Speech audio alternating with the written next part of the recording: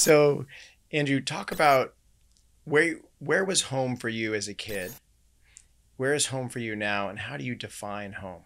And is it different as a kid versus today? Yeah, so I grew up in Brentwood, Tennessee.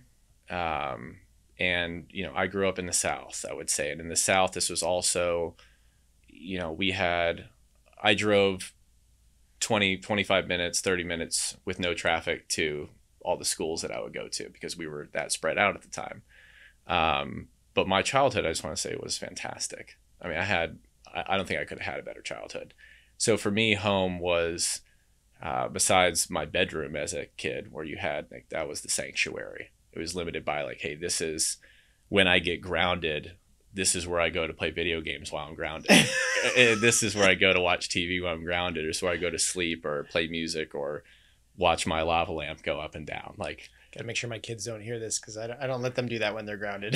Well, how much could mom and dad actually control? Now they'll just have a robot that sits by the door and tells on me the whole time, so I won't have to worry about it. But I always think about that home for me. It's funny you asked that, because when I think about home as a kid, I think about my bedroom. Like, as a kid, that's pretty much your domain, and as an adult, you have the whole house and the land. That's really like, this is my square, this is my grass, this is my fence. And you always wonder why dad got so much good feeling out of cutting his own grass. Well, now I get that, and making sure that the grass wasn't brown and it was green. Like, why there was such a sense of pride, because that home and that sanctuary grew from just the bedroom into the actual home.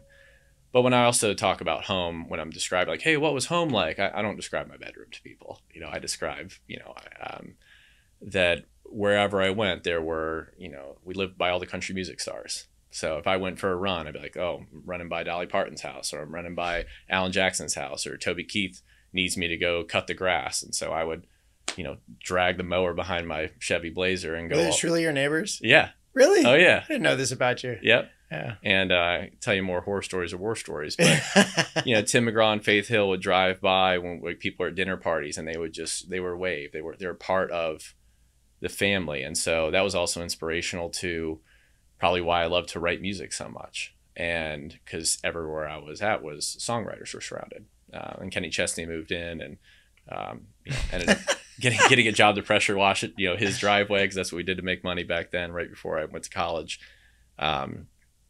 So I think of home as, my friends' exterior and my family, and just in general, south of Nashville, that community of friendships and family that I had, and then my bedroom. Has anyone ever written, or have you ever written a song or a country music song about that neighborhood?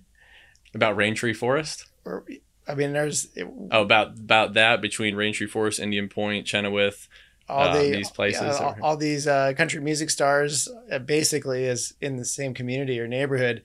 It seems like they would write about each other with their interactions with one another. No. I mean, it sounds like there's an opportunity there. I don't recall anybody ever talking about, Wilson Pike or Concord Road. I could be wrong. As I moved up here to Northern Virginia area about 18, 19 years ago. So I also have been home and in home part two the same amount of time. So where is home, south of Nashville, or is home Northern Virginia? I have two homes right